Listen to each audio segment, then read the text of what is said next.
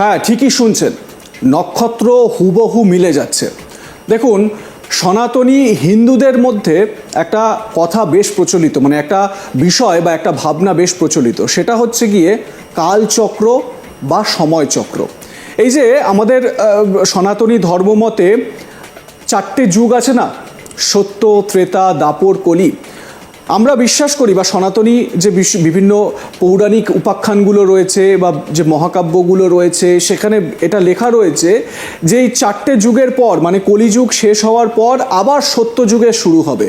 মানে এটা হচ্ছে গিয়ে ওই সার্কেল অফ টাইম, একটা যুগ শেষ হচ্ছে আর একটা যুগ শুরু হচ্ছে, এই করে করে চারটে যুগ শেষ হওয়ার পর আবার সত্য যুগ থেকে সব কিছু নাকি শুরু হবে। এটা সনাতনী হিন্দুদের মান্যতা। এবারে বিষয়টা হচ্ছে যে এই 2025 সালটা এরকম একটা যোগ তৈরি হয়েছে যেখানে দেখা যাচ্ছে যে মহাভারতের কুরুক্ষেত্রের সময়, মানে ওই কুরুক্ষেত্রের যুদ্ধের সময় যে যোগ তৈরি হয়েছিল, গ্রহ নক্ষত্রের অবস্থান যেরকম ছিল, ঠিক সেই রকম একটা অবস্থান কিন্তু এই মুহূর্তে লক্ষ্য করা যাচ্ছে। আর এই বিষয় নিয়েই আমরা বিস্তারিত জানার চেষ্টা করব। আমরা তো এই বিষয়ে লেম্যান, কিন্তু যিনি এই বিষয়ে আমাদের দিক নির্দেশ করতে পারবেন, আলোকপাত করতে পারবেন, সেরকম একজন মানুষ আজকে আমার সঙ্গে উপস্থিত হয়েছেন। আমি সরাসরি তার কাছে চলে যাব। বিশিষ্ট জ্যোতিষী আমাদের সঙ্গে রয়েছেন শ্যামল ভট্টাচার্য। শ্যামলবাবু, আপনাকে স্বাগত আজ তাক বাংলায়। শ্যামলবাবু, এর আগেও আপনি বিভিন্ন বিষয় নিয়ে কিন্তু দিক নির্দেশ করেছেন, বেশ কিছু বিষয়ে আমাদের আলোকপাত করেছেন, এবং আমরা দেখেছি যে সেগুলো না সত্যি হয়েছে, বাস্তবে ফলেছে। মানে আপনি যে প্রেডিকশনগুলো করেছেন ঠিক সেরকম কিন্তু একটা মান্যতা আমরা দেখতে পেয়েছি। এবারে যেই বিষয়টা নিয়ে আজকে আলোচনা করব, আমি কিছুটা ভূমিকাতে এটা বললাম যে মহাভারতের কুরুক্ষেত্রের যুদ্ধের সময় যে ফরমেশন তৈরি হয়েছিল, ঠিক সেই রকম ফরমেশন নাকি এই মুহূর্তে তৈরি হয়েছে 2025 সালে। খুব স্বাভাবিকভাবে একটা প্রশ্ন ওঠে, তাহলে কি 2025 সালেও এইরকম মানে কুরুক্ষেত্রের মতন ভয়ঙ্কর একটা যুদ্ধ হতে চলেছে? দেখুন, তারপরে যে আমরা তো মহাভারতের যুদ্ধের যে আমরা টাইম যেটা আমরা পেয়েছি, সেটা দেখা যাচ্ছে যে কথিত আছে খ্রিস্টপূর্বে 3138 অব্দে, যেটা কলি যুগাব্দ বলেই গণনা করা হয়। কারো কারো মতে কুরুক্ষেত্রের যুদ্ধের পরে এই কাল গণনাটা আরম্ভ হয়। এটা অনেকে আবার বলে যে কৃষ্ণের মৃত্যুর পর থেকেই এই কলিযুগটা স্থায়ী হয়েছিল। এই যে কলিযুগের স্থায়ী হয়েছিল এই যে টাইমটা, এটা সম্বন্ধে একটু বিতর্ক আছে। বিতর্ক আছে বলতে আমাদের আর্যভট্ট, যিনি জ্যোতিষ গবেষণা করেছিলেন, বিশিষ্ট গণিতজ্ঞ, তার মতে কিন্তু ছিল 3102 এর 18ই ফেব্রুয়ারি আমরা এই টাইমটা পেয়েছি। এবং দেখা যাচ্ছে যে যুদ্ধের 7 দিন পরে সেই সময় সূর্য গ্রহণ হয়, এবং কৃষ্ণের ছল চাতুরিতে, আমাদের ভীমের কৌশলে আমরা সেই সময় জয়দ্রথকে হত্যা করা হয়। এই পৌরাণিক এই যে কাহিনীগুলো আমরা পেয়েছি, সেই দিন বা সেই সময়টা আমরা যেটা পাওয়া যাচ্ছে, সেই দিন যে 18ই ফেব্রুয়ারি যে যোগ, নক্ষত্র বা তারা ছিল, সেই অনুযায়ী কিন্তু দেখা যাচ্ছে যে সেদিনকে তুলা রাশি, চিত্রা নক্ষত্র বৃদ্ধি যোগ ছিল। বর্তমানে এই 18ই ফেব্রুয়ারি সেই যোগগুলো আবার পুনরায় দেখা যাচ্ছে। 18ই ফেব্রুয়ারি, আচ্ছা, এই ডেটটা আর্যভট্ট, আমাদের বিশিষ্ট গণিতজ্ঞ, তার মতে 18ই ফেব্রুয়ারি 3102 খ্রিস্টপূর্বাব্দে এটা আরম্ভ হয়েছিল। তো ওই 18ই ফেব্রুয়ারি যে তিথি, নক্ষত্র বা যোগ আমরা দেখি, বর্তমান বর্ষে 2025-এ আমরা কিন্তু সেই নক্ষত্রের যোগটা দেখতে পাচ্ছি। শুধু তাই নয়, আমাদের যে গ্রহ সন্নিবেশ যেটা আছে, ধরুন এই 2025-এর মার্চে শনি প্রবেশ করবেন আপনার মীন রাশিতে, রাহু ওখানে অবস্থান করছেন, আর বৃহস্পতি গ্রহটাও বসে আছেন একদম এতে বৃষ রাশিতে। তো ভারতবর্ষের দুটো, একটা হলো রাশি অনুযায়ী মকর রাশি, আর লগ্ন অনুযায়ী ধরা হয় বৃষ লগ্ন। তো এই যে বৃষ লগ্নের মধ্যে বৃহস্পতি আছেন, আর তৃতীয় রয়েছেন রাশির তৃতীয় আছেন আপনার শনি এবং রাহু ঢুকবেন। এবং বর্তমানে রবি আছেন, রবির উপরে শনিও আছেন। আমাদের যে যেমন দ্বাদশ ভাব থেকে মানুষের দেহের বিভিন্ন আমরা ভাবের বিচার করি, তেমনি মান্ডেন অ্যাস্ট্রোলজি অনুযায়ী আমাদের যে ভাবগুলো আছে তার মধ্যে তৃতীয় ভাব হচ্ছে পারিপার্শ্বিক যোগ, বৈদেশিক নীতি এবং আমাদের পারিপার্শ্বিক যে সমস্ত দেশগুলো আছে তাদের সাথে সংযোগ, এগুলো বিচার করা হয়। হ্যাঁ, এখানে যদি এই বিচারগুলো করা হয়, পারিপার্শ্বিক আমাদের দেশের সাথে তার সম্পর্কটা কি হবে, আমাদের দেশের এই বিচারটা করা হয়। তো বর্তমানে এই শনি রাহু এইখানে থাকবেন এবং বিশেষ করে এপ্রিল মাসের পরে মঙ্গল ঢুকবেন সিংহে, ঢোকার পরে এই যে মঙ্গল রাহু শনির যে সংযোগটা হবে, এটা কিন্তু ভারতবর্ষের পক্ষে সবচেয়ে খারাপ সময় বলা যেতে পারে। বৈদেশিক নীতি, যুদ্ধ বিগ্রহ এবং বিশেষ করে যেখানে ওটা মীন রাশি হচ্ছে জলস্থান, প্রাকৃতিক বিপর্যয় ঘটে বহু লোকক্ষয় হওয়ার সম্ভাবনা রয়েছে। আচ্ছা, এবং ছোটখাটো মহামারীতেও কিছু লোকক্ষয় হবে। তার মধ্যে যেটা সম্ভাবনা রয়েছে বিশেষ যুদ্ধের, কারণ ভারতবর্ষের ধরুন একটা চারদিকে বিশেষ করে এখন নতুন করে বাংলাদেশকে আবার একটা ঘটনা শুরু হয়েছে, ওদিকে পাকিস্তান তো আছেই। এই পূর্বাঞ্চলে অঞ্চলটা রাহুকে আমরা বলি ম্লেচ্ছ গ্রহ।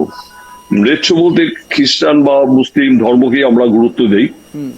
রাহু গ্রহটা যেখানে তুঙ্গস্থ হয়ে একদম মীন রাশিতে বসে আছেন, তার সাথে শনির সংযোগ হবে, এটা কিন্তু একটা খুব ভয়াবহ, মানে আমাদের বিশেষ করে ওই সম্প্রদায় থেকে ভারতবর্ষের পর একটা জোরালো আক্রমণ হওয়ার সম্ভাবনা রয়েছে। ভারতবর্ষে এর আগে আমরা দেখেছি যে ভারতবর্ষে বিভিন্ন সময় বিভিন্ন রকমের আপনি বলছেন যে ভারতের সঙ্গে মানে এই প্রতিবেশী বেশ কয়েকটি দেশের মানে যুদ্ধের পরিস্থিতিও তৈরির একটা যোগ তৈরি হয়েছে। অবশ্যই, এবং তৈরি হয়েছে এবং সেটা সংঘর্ষের কাছাকাছি গিয়ে পৌঁছবে। এবং বৃহস্পতি গ্রহটা যেহেতু রাশির পঞ্চমে আছেন, আমরা দেখেছি বৃহস্পতি গ্রহকে আমরা রক্ষাকর্তা বলি। উনি যখন বৃহস্পতি থাকবেন ওই ঘরে, ভারতবর্ষকে যে কোনো ভাবে ও রক্ষা করবেই এবং সে যুদ্ধে সে পরাজয় স্বীকার করবে না এবং যুদ্ধে জয়লাভ করবে, কিন্তু প্রচুর লোক ক্ষয়ের মাধ্যমে কিন্তু এটা হবে। সুতরাং এই বছরটা কিন্তু ভারতবর্ষের পক্ষে প্রাকৃতিক বিপর্যয়, নানা রকম দুর্ঘটনা এবং এই সমস্ত হওয়ার সম্ভাবনা খুবই আছে। এবং এই বছর দেখুন 2025 টোটাল যোগফল কিন্তু আমাদের সংখ্যাতত্ত্ব অনুযায়ী নাম্বার 9, এই নাম্বারটা কিন্তু মঙ্গলের নাম্বার। সুতরাং মঙ্গল গ্রহটার নাম মঙ্গল, কিন্তু যত রকম মানে অরাজক বা অমঙ্গল তৈরি করার, সে কিন্তু পরিবেশ তৈরি করে। এবার যখন শনি রাহু এখানে থাকছেন, তার সাথে মঙ্গলের সংযোগ হবে, এটা আরো জোরালো পরিবেশ তৈরি হবে। সুতরাং ভারতবর্ষের এই যে পরিবেশটা, এটা খুব ভালো নয়। এবং বিশেষ করে মীন লগ্ন অনুযায়ী আমরা ভারতবর্ষের যে রাজ্যগুলোকে ধরি, সেটা যেমন জম্মু কাশ্মীর। এই জম্মু কাশ্মীর এই জায়গাটা থেকে এই যে মীন লগ্নে শনি রাহু থাকবেন, মঙ্গল সংযোগ হবে। অর্থাৎ মানে মানুষের যেরকম রাশি হয়, আপনি বলছেন ভারতের বিভিন্ন রাজ্য, সেই রাজ্যগুলোরও এক একটা রাশি স্পেসিফিকেশন রয়েছে। হ্যাঁ, রয়েছে। কারণ এটা ধরুন কারো যখন ভারতবর্ষ ভাগ হয়, সেই সময় ধরে করা হয়, সেই সময় ধরে ভারতবর্ষকে দেখা গেছে ভারতবর্ষে মকর রাশি ধরে আমরা যে প্রেডিকশন গুলো ভারতবর্ষে এতদিন করে এসি মান্ডেনে, সেগুলো প্রত্যেকটা কিন্তু মিলেছে। আমি 2012-তে যখন মীন লগ্নে এরকম একটা মীন লগ্নের অষ্টমে শনি মঙ্গল রাহুর যোগাযোগ হয়েছিল, আমি বলেছিলাম উত্তরাখণ্ডে একটা বড় প্রাকৃতিক বিপর্যয় হবে। সেটা আপনারা দেখেছেন উত্তরাখণ্ডে কি ঘটনা ঘটেছিল। হ্যাঁ, সুতরাং এবারও কিন্তু সেই ঘটনা একটা বড় যোগাযোগ রয়েছে এবং সেটা হবে পূর্বাঞ্চল কেন্দ্র করে এবং জম্মু কাশ্মীর, তার উপরে এই জায়গা থেকে তো প্রচুর পরিমাণ লোকক্ষয় এবং যুদ্ধ বিগ্রহ সম্ভাবনা রয়েছে। বেশ, আমি আরো স্পেসিফিক ভাবে আপনার কাছে জানার চেষ্টা করব। তবে সনাতনী হিন্দু ধর্মাবলম্বী মানুষ যারা, তাদের একটা বিশ্বাস যে কল্কি অবতার, ভগবান বিষ্ণুর দশম অবতার কল্কি দেব, তিনি আসবেন এবং তিনি যত পাপ রয়েছে সেই পাপের বিনাশ করবেন এবং মানে যত বাজে শক্তি বা নেগেটিভিটি সেটার বিনাশ করে এবং নতুনভাবে আবার একটা যুগের সূচনা করবেন। এই জায়গা থেকেই আমরা আমাদের পরের আলোচনায় আসব, যেখানে শ্যামলবাবুর কাছ থেকে অনেক ইন্টারেস্টিং ফ্যাক্টস আমরা জানতে পারবো। আসছি পরের ব্যাপারে।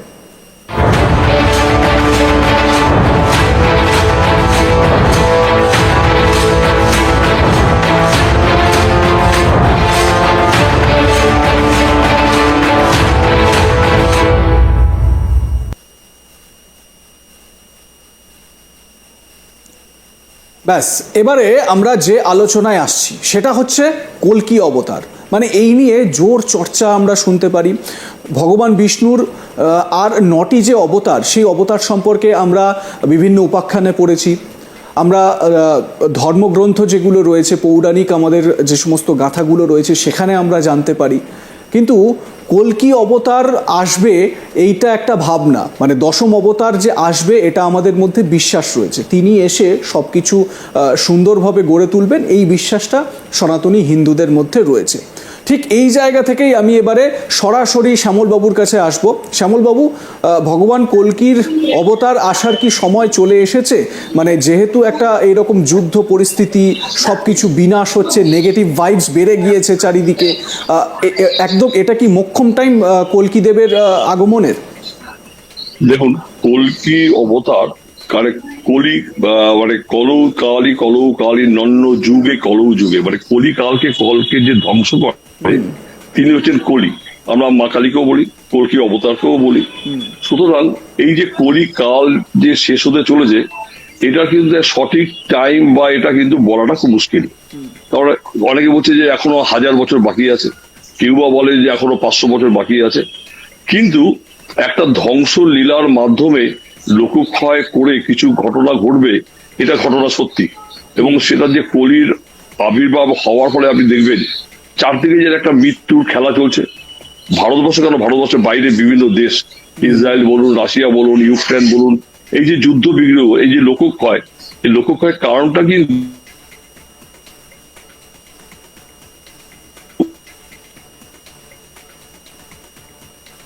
আমরা সরাসরি কথা বলছিলাম শ্যামল ভট্টাচার্য, বিখ্যাত জ্যোতিষীর সঙ্গে। কোনো কারণে তার কথাটা অবস্থানে কিন্তু একটা আমরা দেখতে পাচ্ছি। সুতরাং কলি করার শেষ। হ্যাঁ বলুন, আপনি কন্টিনিউ করুন। হ্যাঁ করুন। এই যে কলির যে অবসানটা,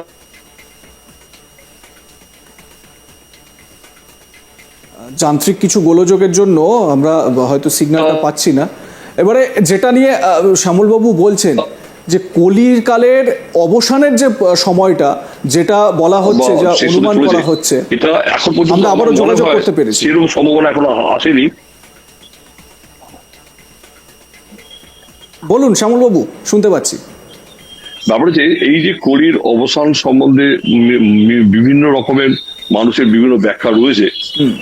এখন কিন্তু সঠিক ব্যাখ্যা আমরাও বুঝতে জানি না যে এটা যে এই বছরই শেষ হবে না আরো 100 বছর লাগবে, সেটা কিন্তু সঠিক ব্যাখ্যা কোনো বা কোনো প্রমাণযোগ্য কোনো ঘটনা আমরা কিন্তু পাইনি। কিন্তু কলির যে কাল, কলিকালে যে কলির যে ব্যাপারগুলো ঘটছে, চারদিকে ধ্বংসলীলা, মানুষের ভিতরে মানে অনাচার, যে নিষ্ঠাচার, এগুলো আরম্ভ হয়েছে, এই জিনিসগুলো কিন্তু কলির কালেরই কিন্তু একটা অবসানের মূল লক্ষ্য দেখা যাচ্ছে। এটা ধ্বংস এবছর হবে, এটা কোনো কিন্তু প্রমাণ কিছু নেই, কিন্তু অবসানের দিকে যাচ্ছে এটা আমরা বুঝতে পারছি। মানে কোথাও না কোথাও প্রসেসটা যে স্টার্ট হয়ে গেছে সেটা কিন্তু ভালোই অনুমান করা যাচ্ছে। হ্যাঁ, অনুমান করা যাচ্ছে, কারণ চারদিকে দেখুন সমস্ত জায়গায়, ভারতবর্ষের বাইরেও যে সমস্ত দেশ, বড় দেশের সাথে যে যুদ্ধ বিগ্রহ শুরু হয়েছে, একটা মারণ ক্রিয়া শুরু হয়েছে, এটা কিন্তু কলির ধ্বংসের দিকে একটা বোঝা যাচ্ছে। আর সবথেকে যে পারমাণবিক বোমা, আর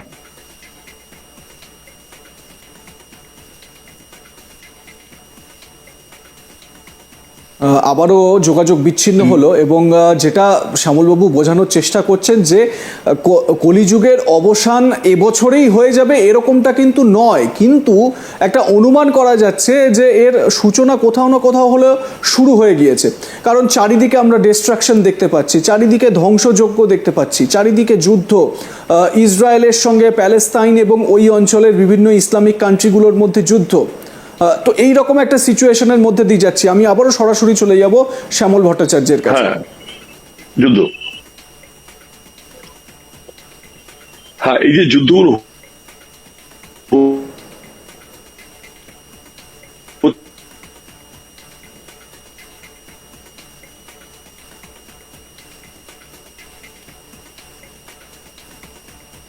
তবে এবারে আরও একটা বড় যোগ, মানে মহাকুম্ভ। আমরা জানি 12 বছর পর পর মহাকুম্ভ আয়োজিত হয়। এবারে প্রয়াগরাজে এই মহাকুম্ভের আয়োজন হয়েছে। আমরা এই নিয়ে তো আলোচনাও করব। আমরা আবারও সরাসরি একটু চলে যাব শ্যামল ভট্টাচার্যের কাছে, যিনি আমাদেরকে এই বিষয়ে আলোকপাত করছিলেন। শ্যামলবাবু বলবেন।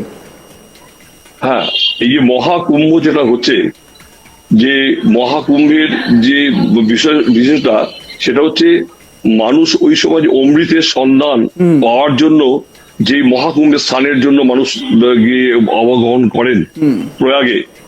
তো এই যে পূর্ণকুম্ভ লাভের ফল যে ভোগ করবে, সেটা ধরুন কতিপয় মানুষ ভোগ, সবাই কিন্তু ভোগ করবে না। মানুষের আশায় মানুষের দৌড়চ্ছে, সবই ঠিক আছে, কিন্তু হলেও আমার মনে হয় না যে এই পূর্ণ কুম্ভের দ্বারা ভারতবর্ষ কিছু তৃপ্তি লাভ করবে। ওইটা মানুষের নিজস্ব ব্যক্তিগত ব্যাপার, ওটা ওর সাথে পূর্ণ কুম্ভের সাথে কোনো এই আমাদের কলিযুগের কোনো সম্পর্ক বা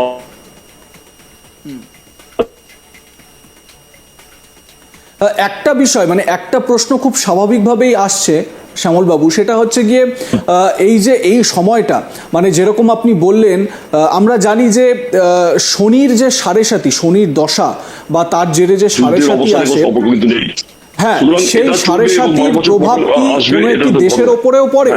স্পেসিফিক ভাবে এই প্রশ্নের উত্তরটা যদি একটু দেন। আমরা দেখেছি যে সাড়ে সাতি মানে হচ্ছে চন্দ্রের দ্বাদশে 2.5 বছর, চন্দ্রের উপরে যখন থাকবে 2.5 বছর 5 বছর, আর তার জিতেই যখন থাকবে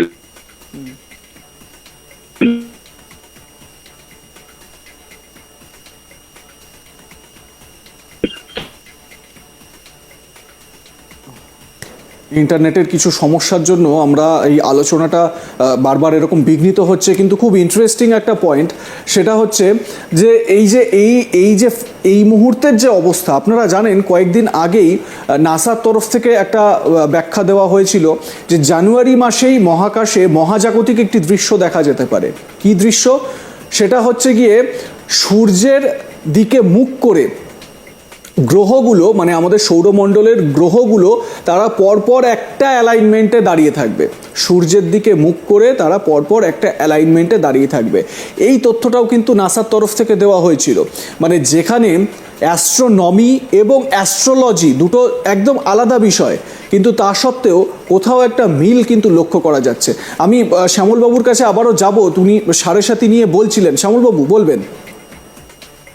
এই সাড়ে সাতি যে ঘটনাটা রাশির উপরে, মানুষের দেহের উপরে যেমন হয়, তেমনি দেশের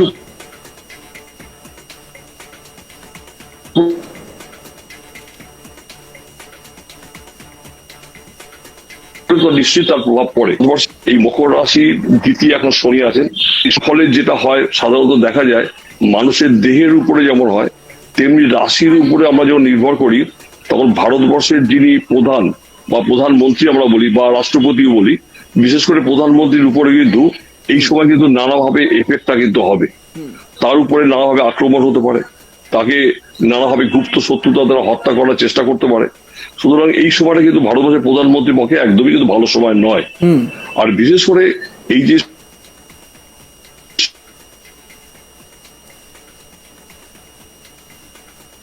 অর্থাৎ শ্যামলবাবু বলতে চাইছেন যে প্রধানমন্ত্রীর জন্য খুব একটা ভালো সময় নয় এই যে সময়টা, 2025 সালটা প্রধানমন্ত্রীর জন্য খুব একটা ভালো সময় নয়, এবং যুদ্ধ পরিস্থিতি সংগ্রামের একেবারে কাছাকাছি পৌঁছে যাবে ভারত, এবং সেখানে যদিও বৃহস্পতি রক্ষাকর্তা হিসেবে উপস্থিত রয়েছেন, রক্ষাকর্তা হিসেবে হাজির হয়েছেন, ভারতের সেভাবে কোনো রকম ক্ষতি হতে দেবে না, এমনটাই বলছেন বিশিষ্ট জ্যোতিষী।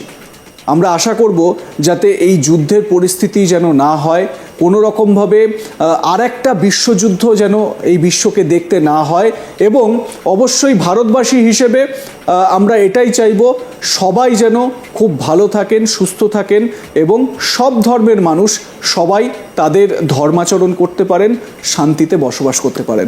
অনেক ধন্যবাদ আপনাকে শ্যামলবাবু। শ্যামল ভট্টাচার্য, বিখ্যাত জ্যোতিষী, আমাদের সঙ্গে ছিলেন, এতক্ষণ সময় দিলেন, এবং ধন্যবাদ জানাচ্ছি আপনাদেরও যারা এতক্ষণ এরকমভাবে আমাদের সঙ্গে আমাদের কথা শুনছিলেন, আপনাদের মতামত জানাচ্ছিলেন। দেখতে থাকুন আজ তাক বাংলার ইউটিউব চ্যানেল, সাবস্ক্রাইব করতে ভুলবেন না, বেল আইকন হিট করুন নোটিফিকেশন পেতে, এবং অবশ্যই আমাদের হোয়াটসঅ্যাপ চ্যানেলটি ফলো করুন।